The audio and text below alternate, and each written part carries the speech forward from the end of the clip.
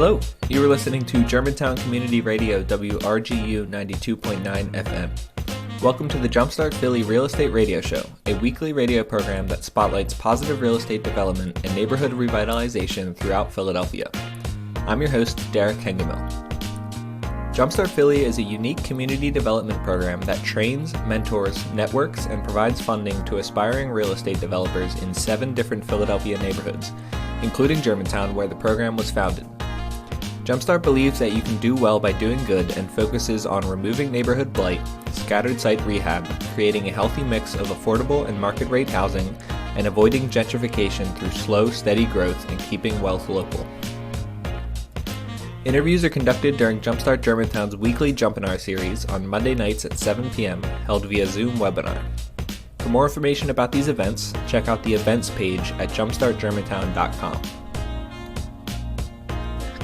This week, I am speaking with Will Fernandez, Director of Audits and Investigations for the Department of Licenses and Inspections, about how to make sure you're compliant with city code and how the code enforcement process works. I hope you enjoy the conversation, and be sure to check out the podcast version of this program at jumpstartgermantown.com/media. So it is my pleasure to introduce Will Fernandez, and he is the Director of Audits and Investigations for the Department of Licenses and Inspections. Will started his career at the City of Philadelphia Law Department, where he represented L&I and in hundreds of court cases before transitioning to his current position in L&I in September of 2019. As the Director of Audits and Investigations, Will is responsible for enforcing code compliance among contractors and other trade licensees and collecting third-party building certifications for facades, fire escapes, piers, and private bridges, among other responsibilities.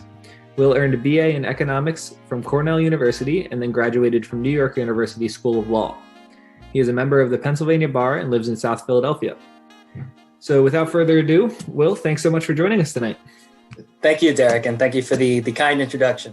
Yeah, no problem. Thank you for the bio. I was going to say, yeah, I've heard that before. That all sounds kind of familiar. Right.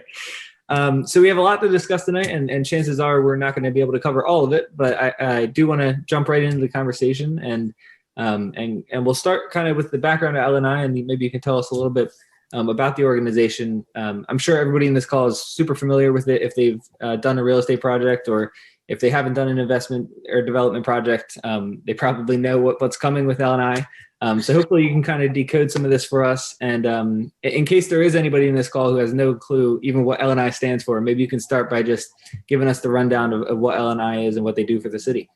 Yeah, absolutely. I'd be happy to. And, I think it's nice to start with, big $1 million question. What is L&I? And I know that everyone has, different experiences when they interact with L&I, and those experiences will depend a lot on what the situation is with that interaction. And it's often helpful to take a step back and to think of L&I as a government body and ask what is their responsibility. And the answer is it's extremely broad. L&I is responsible for enforcing a lot of different technical codes that apply to actions in the city. So I think maybe the easier way to do it is to just state some of the code, the different titles of the code that they're responsible for enforcing. One big one is, of course, the construction code. L&I is responsible for ensuring that all construction that occurs in the city limits occurs in compliance with the Philadelphia Building Code, which is essentially the 2018 International Building Code with a couple of amendments here and there. Another thing they're responsible for is the fire code. So, every building, whether it's an existing building or whether it's a new building, is subject to certain fire code requirements. It might have to do with the egress, the amount of egress you provide depending on the occupancy of your building. If you have a big apartment building with lots of different units and lots of different occupants, you might have to have, multiple different ways to egress the building in an emergency. If it's a smaller building or if it's a low occupancy building, 1 or 2 might suffice. On that, there is, of course, the zoning code, which is hugely important for, of course, developers and for residents of the city who have an interest in keeping their neighborhoods nice and maintaining some of the, maybe some of the character that the neighborhood had, and, not letting it get kind of overcome with, the nuisance businesses or anything like that. That's just the tiniest little sliver of what the zoning code does. It's tremendously complicated. There's also business compliance requirements, licensing requirements, and a big one is property maintenance. L&I has lots and lots of property maintenance inspectors that don't do anything regarding construction. But if you're a landlord and you aren't maintaining your property up to the requirements of the Philadelphia Property Maintenance Code, you might get cited with violations for that. So essentially, there's a whole bundle of different code requirements. They almost all have to do with private property. That is a kind of common strain through all of them. Usually, if there's a code section that has to do with public property, maybe parks, maybe sidewalks and streets, that's, well, Parks and Recreation and Streets Department. If there's a Philadelphia code requirement that applies to private property, whether that's construction or a property that is already owned and been constructed, that often falls to L&I. So again, that's kind of a bird's eye view answer, but that's my best answer for what is L&I. Sure. So maybe let's take it even a further step back, and it sounds like the bottom line is safety, and the bottom line is just making sure that the buildings that are being constructed and maintained in our city remain that way, right? That's absolutely correct, and I'm actually really glad you said that, because ever since I had my first interaction with L&I, it has been drilled into me by everyone. The person who hired me the first time when I was at the law department to former deputy commissioner, now acting commissioner Ralph DiPietro. Everything L&I does is ultimately for public safety.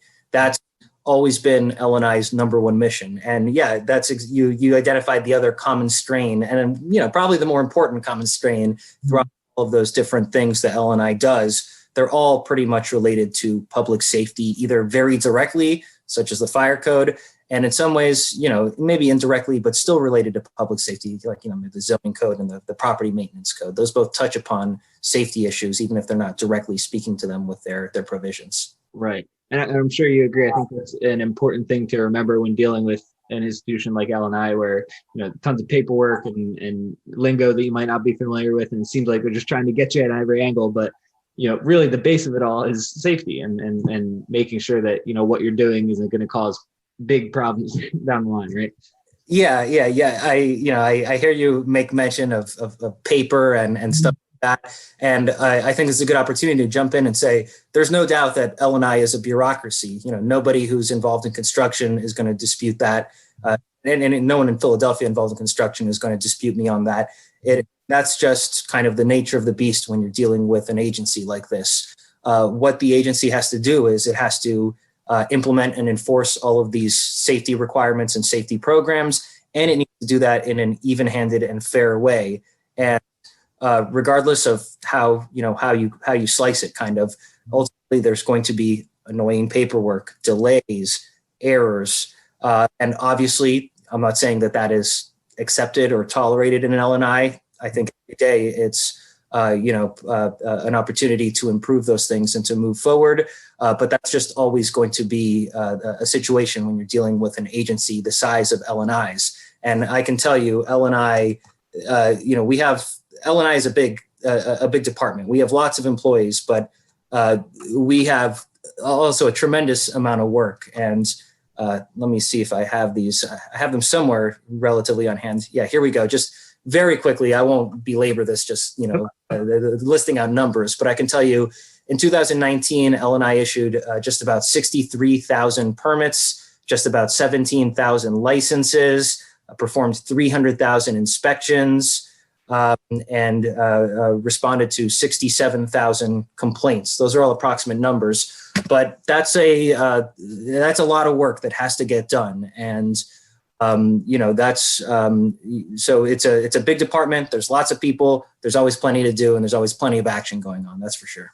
Sure. Yeah. And as much as people might hate that word bureaucracy, sometimes that's the fairest and most efficient way to get things done. And it sounds like that's what we're going to go over tonight. Absolutely. Cool. So let's move on and talk a little bit about, the actual service of L&I and what sorts of resources they provide to the community. I know Atlas and the L&I website are big hubs online of where people can find a bunch of information. So maybe you can go into a little bit about, what resources L&I provides and how people in this call can utilize them.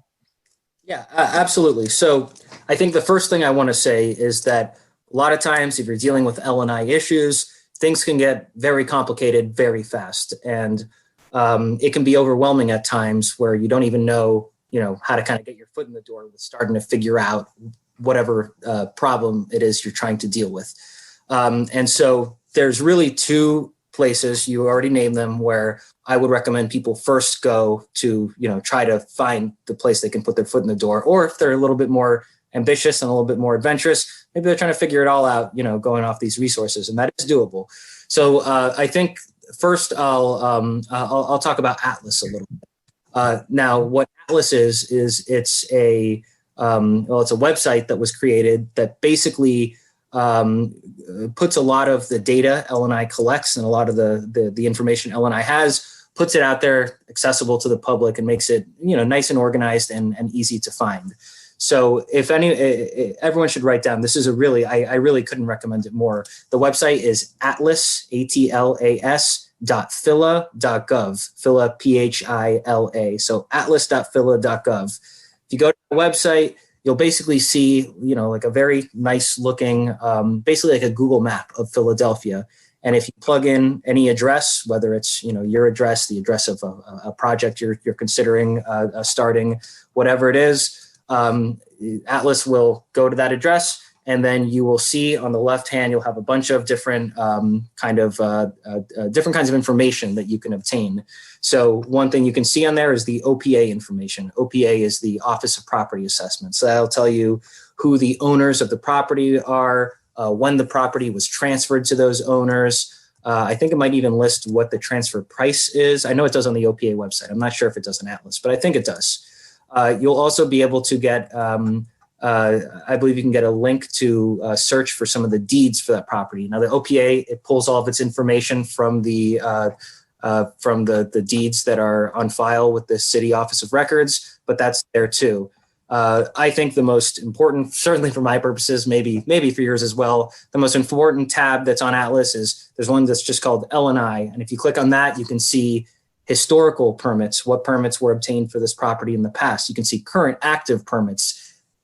So for example, let's say I'm just in my home in my neighborhood and I see a construction site across the yard and I think, I don't know, that doesn't look right. Why are they going in there at night and not during the day? It just is something questionable. Rather than just giving up on it or maybe sending in a complaint and then, not following up on it, you can actually do a little bit of initial research yourself. You can go on Atlas, put in the property's address, and it'll show you whether there are active permits on there or not. You can even get a little bit of information on that permit. You can see who the contractor is, what the scope of work is. It's all on there. It's all instantly accessible for anyone out there. You'll also be able to see, of course, is an important one, violation history and active violations at the property. You'll be able to see zoning information. You'll be able to see nearby action that's happened, specifically nearby zoning appeals. Maybe there's a zoning appeal you want to get involved in if you want to oppose it or if you want to support it. And you can see nearby 311 requests, which is actually pretty helpful for me because, like Derek said earlier, I live in South Philly. And if any of you know South Philly, in certain areas, there's a lot of dumping and there's a lot of a casual, person, people just littering on certain corners and stuff. So sometimes I like to go in and see if there's been a recent 311 request because we need a street department truck to come out and, pick up a dump site. So all of that is on atlas.phila.gov. I really urge you all to take a look and check it out. It's fantastic. It's pretty user-friendly, and all of that information is on there. The other resource that I want to talk about is, and this doesn't sound exciting, but I promise it's a little bit more exciting than it sounds. It's the L&I website, which is just phila.gov/li. And I can tell you when I started at the law department, the L&I website was nothing to write home about. It was just kind of your basic run-of-the-mill, informational website. But in 2017, there's been a massive project to really update it and make it a valuable resource for everyone to use. And I can say until I came over to L&I from the law department last year, or I guess now at the end of 2019, I still hadn't really gotten, I hadn't really gotten introduced to the new website or bothered to look at it. When I came into L&I had to for a variety of reasons. And I found that it's great. There's 190 pages, so there's tons of stuff on there. It can be sometimes a little bit difficult to find maybe if you're looking for something really specific, but given that amount of content, it's much more likely than not that whatever you're looking for is going to be on the website. I won't get into trying to describe how it's organized and how to click around it. I think it's fairly straightforward. You can go to the website and look at it, but there's really good stuff on there. There's relatively easy to read, kind of plain English descriptions and explanations of code requirements for construction, for property maintenance. There's guides on getting licenses and obtaining permits. There's tools you can use to look up your permit status. You can look up contractors and their history. And there is, you'll also find on the website, there's something called Eclipse, which is the new Philadelphia permitting and licensing. So it's basically L&I's data system. And it just came out in time is weird these days. It came out in March of 2020. It feels like it was yesterday because of the last year. But with that said, it's still relatively new, but it's very exciting because before Eclipse, we were using a data system called Hanson that was all manual input. Everything had to be done in the office. With Eclipse, we allow for a lot more stuff to happen from people's homes. So in other words, before on the old system, if you wanted to get a permit, you had to you had to come down to downtown, get a number, sit in the concourse. It might take you half the day. Now you can submit an application online from the comfort of your home. And there's lots of other stuff that can be achieved through Eclipse. Let's say let's say you just let's say you have your final inspection on your project. You want to get your certificate of occupancy. The permit inspector might tell you, we need a copy of your fire suppression system certification before we can release the CO. Now, rather than, I guess in the past you could have emailed it or faxed it. Now you can upload it and then you can see in the portal in Eclipse, it's been uploaded, it's been saved. I know it's there. I don't have to worry about it. I know that I'm owed my CO now. So Eclipse is a huge step forward for the department. And if you don't have an Eclipse account, I think I'm going to talk about this a little bit later. I think I got ahead of myself a little bit, but I urge you all, if you don't have an Eclipse account, if you're going to be looking into getting into development in the city of Philadelphia, you're very possibly going to need one. So you might want to register now and get ahead of the game. Take a little look through there. So the main two resources, Atlas for just L&I data. If you're looking for specific data that that's publicly accessible, that'll be on Atlas. If you're looking for more just kind of research or guides or just information, that's phila.gov/li. Awesome. Thanks, Will. And I put both of those links in the chat. So thank you. If you missed the readout of the addresses there, they're in the chat, and then we'll also be sending out in a follow-up email tomorrow. And I agree with you wholeheartedly about how useful Atlas is. It's just a great common point of information where it's. I feel like at Jumpstart, when we're reviewing loans and everything, at least once a day, we say, check Atlas, go on Atlas, look at Atlas, figure out that, whatever's on Atlas is the right information, it seems like.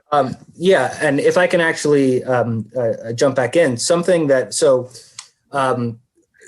a somewhat common thing that I would encounter when I was at the law department prosecuting L&I cases is, someone would have, let's say, I get a referral from L&I. Hey, please file this court case. This guy's got an occupied property and there's no certificate of occupancy because they never got a final inspection on a building permit. Let's say I get that case, I file it, I file a lawsuit against the owner of the property. They come into court. They might say, hey, I understand there's an issue here, but you got to give me a break. I just bought this property 3 months ago. I had no idea. Look, here's a text message from the seller where he tells me it's all set and it's occupied and I can just take over the rental agreement. In that situation, if you bought a property and there are issues with the property, you inherit those issues. Even if violations had already been issued to the old owner, if you buy the property, L&I is going to reissue the violations to the new owner, even if those violations are not the fault of the new owner at all. So I have always thought that a very good idea, if you're looking at purchasing a property or getting involved in a property, is take a look at the permit history, take a look at the violation history, look at Eclipse and make sure you know what you're getting into, because that will have all those records there free of charge. It just takes 2 or 3 minutes to pull it up. Great. Yeah. And from the point of a lender as well, that's something that we're always checking back to make sure, if someone's applying for a loan for a property, they need to have checked Atlas before they even ask us about it. So we don't have to go through that back and forth to saying, well, this is on there. What does this mean? So yeah, I wholeheartedly agree with you on there, on the emphasis of getting used to checking Atlas. Let's you kind of made a natural segue there into our next topic, which is going to be permits and all about, basically take it from very step one. You bought your first property, you're done with settlement, you're ready to go, and you're looking at, your contractor says, all right, I need this permit. Where do you go? Where does someone who doesn't have any clue about what a permit means, where do they look? So obviously it's a great question. And I guess I have some good news and the bad news. The bad news is that I'm not really the right person to give this information because in my current role, I really just do regulation of contractor practices. My old role, I prosecuted cases, but those don't typically involve, the actual a period where you're gearing up to develop a project and figure out what you need. It's usually after the fact, once the damage is done. So that's the bad news. The good news is that, obviously there are lots of people in L&I who know all this stuff like the back of their hand. And, I was able to talk to them and get some pointers that I can kind of share with you all from them. So, and before you jump into that, Will, yeah, of course. I just want to let everybody know that we did have a jump on I believe it was back in June or maybe even before that. I believe her name was Jennifer. She spoke specifically about the Eclipse system. And she walked us through the website and she was sharing her screen and kind of like went through a couple different scenarios of how to apply for a specific type of permit. I might have her name wrong, but everybody can go to the Jumpstart Germantown website and go to media and look for the Eclipse jump on that we did maybe 6 months ago. And they can really get a deeper dive. But let's hear what Will has to say. I'm sure he has some. That sounds like that sounds like an excellent suggestion. Like I said, there's people in L&I who their entire career, their entire job is based on knowing this stuff, and that's not me. But I suspect if perhaps you were wrong on the name, it might be the person who gave me these tips who gave that presentation. If you're just tuning in, this is a conversation with Will Fernandez, Director of Audits and Investigations for the Department of Licenses and Inspections, about how to make sure you're compliant with city code and how the code enforcement process works. Thanks for listening to the Jumpstart Philly Real Estate Radio Show on Germantown Community Radio, WRGU 92.9 FM. I hope you're enjoying the discussion. So the first thing I want to say is that there is a very nice guide that L&I put together and created for just this very question, and it's called the Start Right Guide. And so I would recommend that if you are really looking for, 101, L&I Project 101, Google Philadelphia Start Right Guide, and I believe it will be the very first thing that pops up. You'll be able to see it's on the L&I website. And what I'll do is I'll make sure that Derek is able to share the link.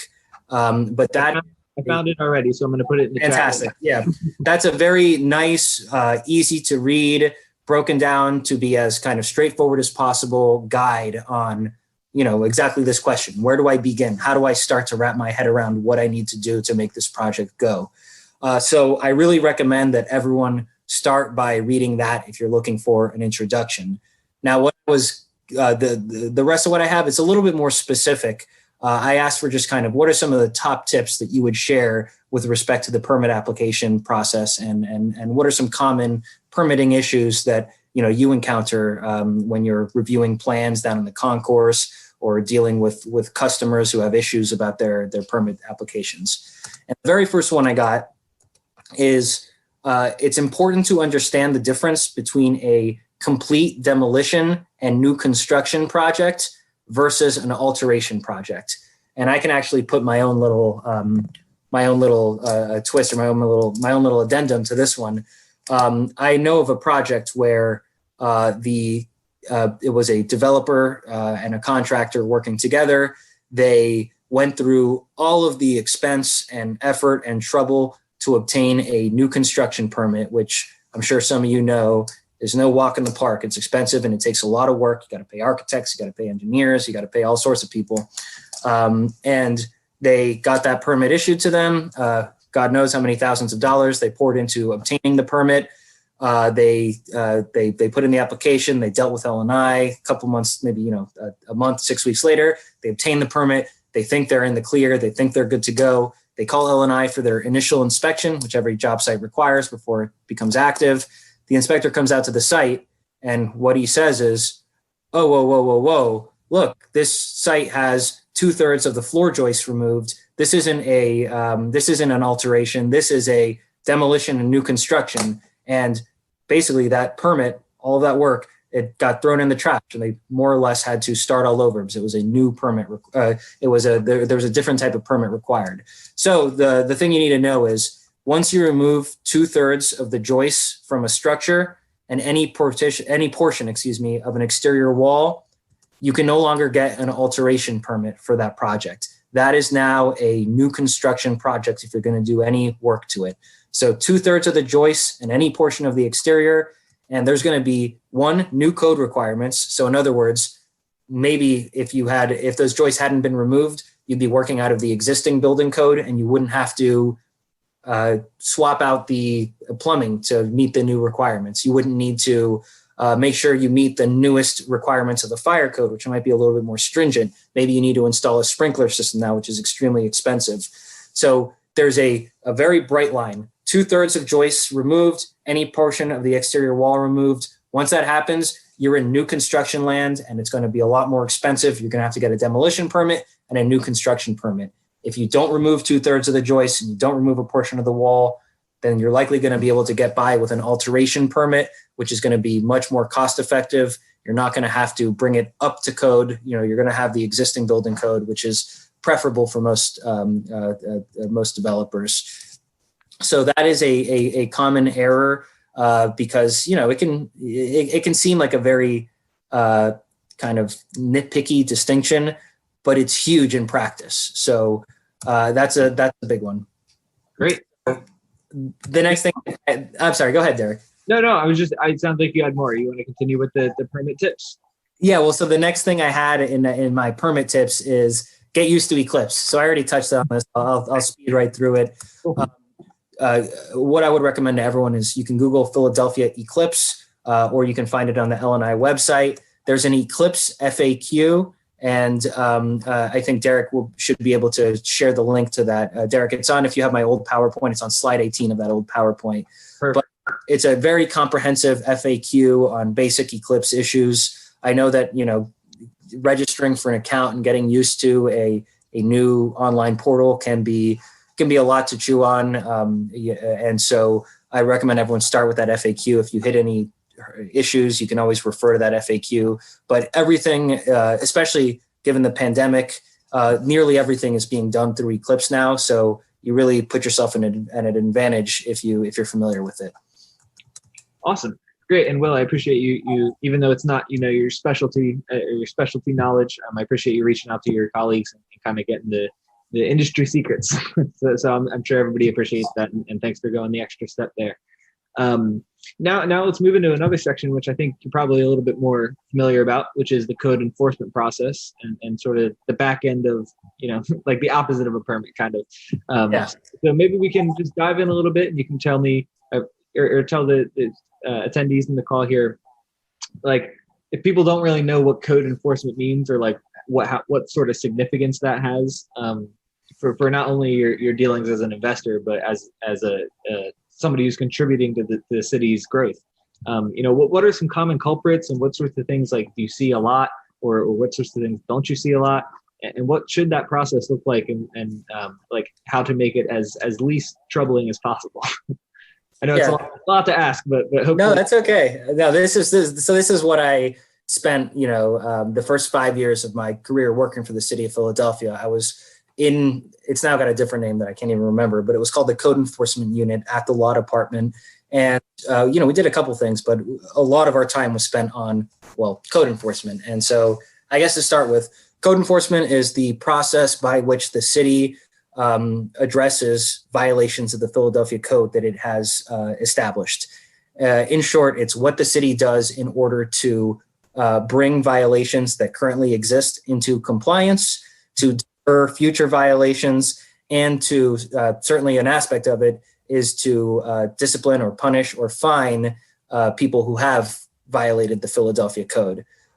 So there are all sorts of, violations of the Philadelphia Code. I don't even know where to begin there, but I guess to kind of put a little bit of structure to this, I'll say one of the common ones that, you see all the time is working without permits. That's, a basic one. If you are observed doing construction work in the city of Philadelphia and you don't have permits authorizing that construction work, if, let's say, a neighbor gets suspicious or whatever, submits a 311 complaint, that'll trigger an L&I inspector to come out and investigate the complaint. If they see a work truck and, some guys doing construction work, some people doing construction work, and they see that there are no permits in Eclipse in the L&I data system, they will issue a violation for working without permits, and that will trigger the following day a notice of violation to be mailed to what is called the responsible party, which is almost always the owner of the property, but it can be basically anyone that the department determines is responsible for that violation.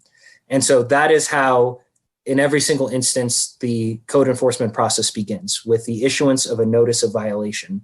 I don't have one handy right now, but I would recommend that everyone, and we can make sure that we provide this later, but everyone should get a look at what a notice of violation looks like. I think it's helpful to be familiar with the form because there's a lot of information on there and it can be a little overwhelming, if you receive one and you've never gotten one before and you don't know what to do. In short, the notice of violation there's certain requirements it has to have on there. It has to say what the violation is, has to tell the responsible party who's been cited about their right to appeal the violation and challenge it, dispute it before the Board of L&I review. It'll tell the responsible party what the fine to be imposed is if the violation is not corrected within the period of time provided to correct the violation. And it will set a date or an approximate date for a reinspection, which is essentially the city automatically checks each violation after a certain amount of time to see if it's been corrected or not. So now I'm going to, I'll attempt to run through it as quickly as possible, but I welcome everyone. If anyone's got any questions about this, I could go all night talking about these. So throw them in there if you want me to expand on anything, and I'll try my best. So that's step one. Inspector goes out, determines a violation exists. They determine who the responsible party is. For my unit, the responsible party is almost always the contractor who's named on the permit. For the rest of L&I, for 90% of what L&I does generally, it's the owner of the property who's ultimately responsible for maintaining it in compliance with the Philadelphia Code. So notice of violation goes out. It'll say violation, working without permits. It'll say you have 30 days to comply this violation. A reinspection will be attempted on approximately, say, February 21st, 2021. It'll say fine to be imposed.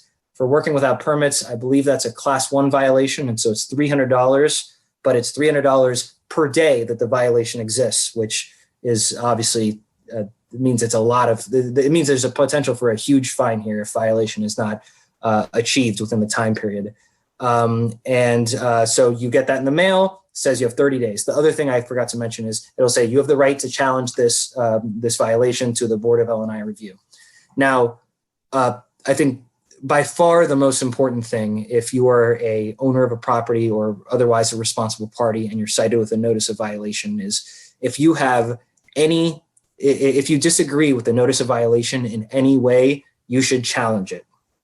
Because there's an important legal doctrine called exhaustion of administrative remedies. And what that means is if you miss the boat, you miss the boat for good. In other words, let's say this is going to be a hypothetical, but let's say I don't actually believe that I performed construction. Let's say I'm going to say I was just doing finishing work. We were just polishing the floors in there. It wasn't actually construction. This is a misunderstanding. The inspector saw someone going in with some tools and misread the situation. If I don't appeal that notice of violation, I have technically, just from a legal perspective, this is not L&I's decision. This is a legal thing. I have missed the opportunity to challenge that violation later on. Now, in real life, L&I is not necessarily going to hold you to that. We're always trying to work with people to achieve the best possible outcome for the city of Philadelphia. We're not trying to punish people for violations that may not have actually happened. However, this is just, I'm giving an extreme example. Legally speaking, let's say I failed to challenge that notice of violation. If 6 months later I end up in court and the city solicitor is telling the judge, Your Honor, it's been months. They haven't done anything to address the violation. They haven't gotten any permits. I'm asking for the maximum fine. At that point, you would be legally barred from saying, whoa, whoa, whoa, this is a misunderstanding. This violation didn't actually exist.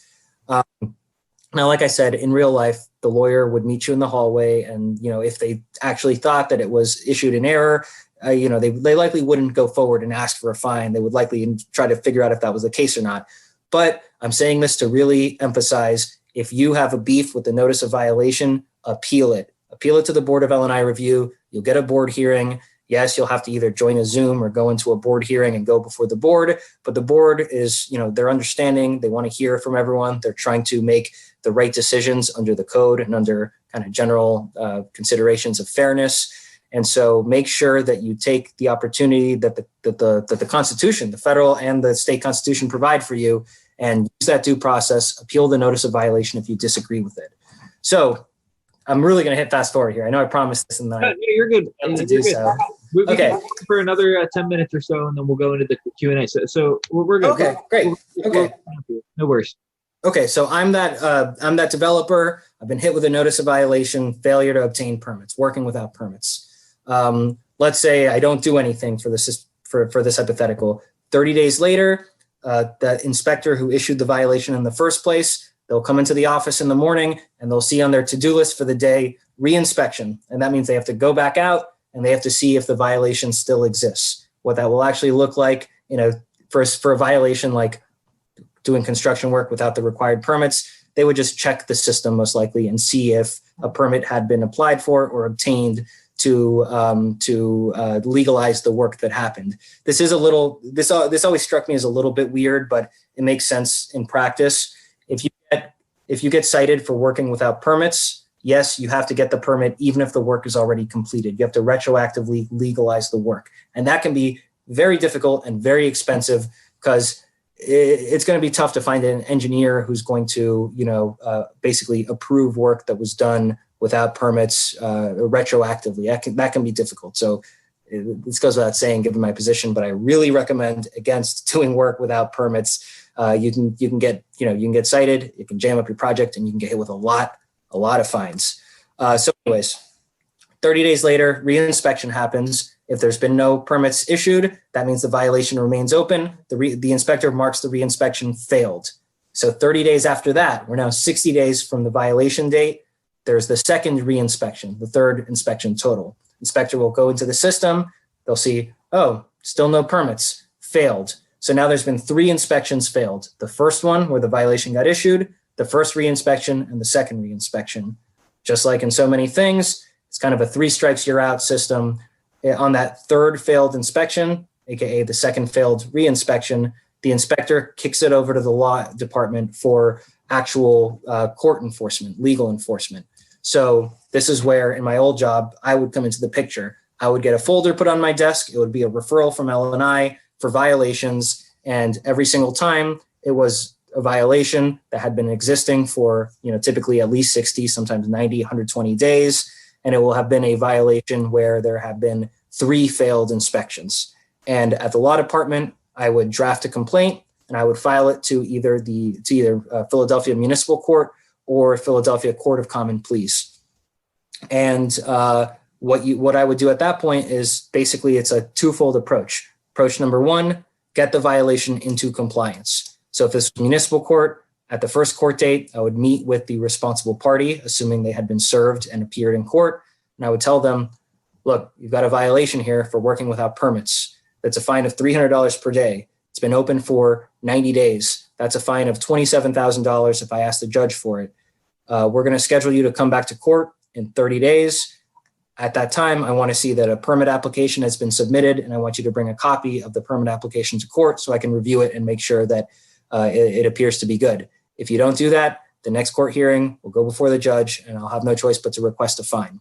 Now, let's say it's Court of Common Pleas. That's a little bit different, because in Court of Common Pleas, the judge can issue orders. So in the Court of Common Pleas, usually reserved for either cases that touch upon public safety issues more directly, or for complicated construction cases. At that court, at a court hearing in the Court of Common Pleas, will be in City Hall. Usually you'll get taken right in front of the judge at the first hearing or second hearing.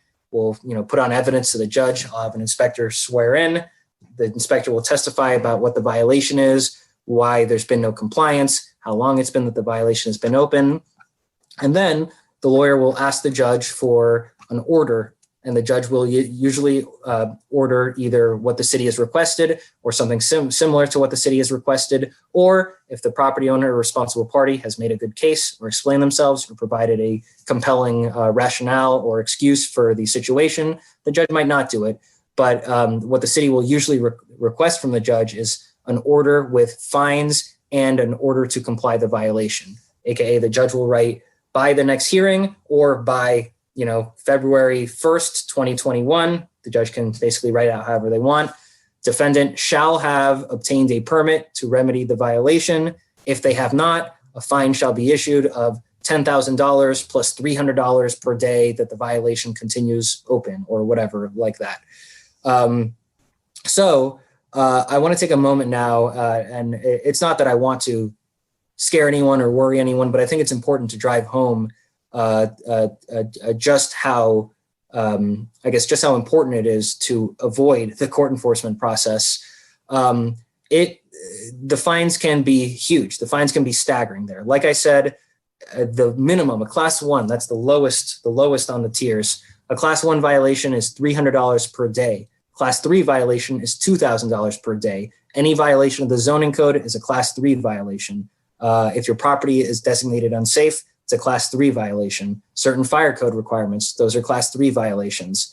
And some of you might know, if an L&I inspector comes out and sees violations at your property, it's just as likely that they see 3, 4, 5, 6 of them as it is that they see one of them. So there's been plenty of times that I've been in court and, I've had fines issued hundreds of thousands of dollars. I certainly had at least a couple that were $1 million+ dollars. Now, a lot of these were, pretty serious situations. The owner let their corner property remain in unsafe condition for 4 years without obtaining any permits or doing anything to address the safety issues. Maybe a defendant got caught purposely trying to evade or undercut the Philadelphia Code requirements.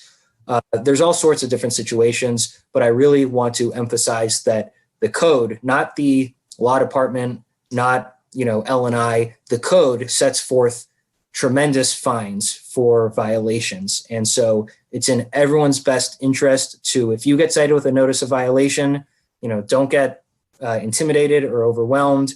All of the information is on that notice. You can always seek review with a lawyer, or, if you don't have a lawyer, you can go to community legal services if you need assistance or you need financial assistance obtaining one.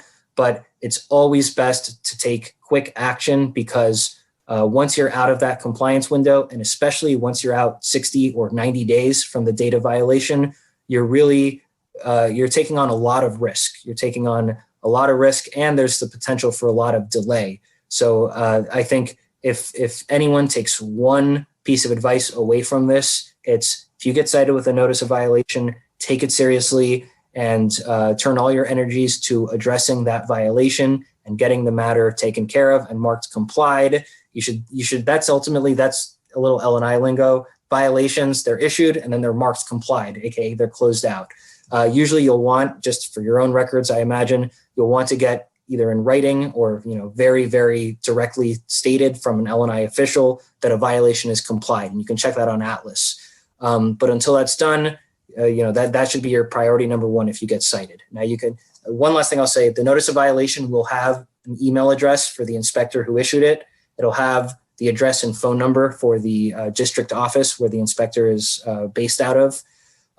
You can reach out to L&I. If you get a notice of violation, if you call the office, if you ask to speak to the supervisor, if you email the inspector, if you find out the email address for the supervisor and email them, they will assist you. They'll tell you what you have to do to address the violation. Think, oh no, I've gotten a violation. I don't want to go talk to L&I. They're going to think I'm the bad guy. They're going to think I'm trying to cheat them or I'm trying to do something wrong. L&I issues dozens and dozens and dozens of violations every single day. It's a standard practice. Obviously, I'm not saying that we, like people who violate the code or anything like that, but it's a regular course of business. And Elle and I, we're always trying to get the violations taken care of. We're kind of all on the same page. We're all kind of all on the same team, I should say, when it comes to that. Our service is to the city, and the city is better off when there's less violations out there. So, if you don't know what to do, reach out to the inspector, reach out to the office. Not right now, but, hopefully, God willing, if things go back to normal, I would recommend going into the office and actually speaking to someone face to face, because that's often a much better way of actually getting concrete answers and results. That concludes my conversation with Will Fernandez, Director of Audits and Investigations for the Department of Licenses and Inspections, about how to make sure you are compliant with city code and how the code enforcement process works. The interviews on this program are recorded during Jumpstart Germantown's weekly Jumpinar series, which takes place via Zoom webinar every Monday night at 7 p.m. If you'd like to participate in the live Q&A with our guest, be sure to head to jumpstartgermantown.com/events and register for next week's Jumpinar. And if you're interested in starting a Jumpstart program in your own community, you can visit gojumpstart.org and see our how-to guide and open source training workbook. Thanks so much for listening to the Jumpstart Philly Real Estate Radio Show on Germantown Community Radio, WRGU 92.9, and be sure to tune in next week.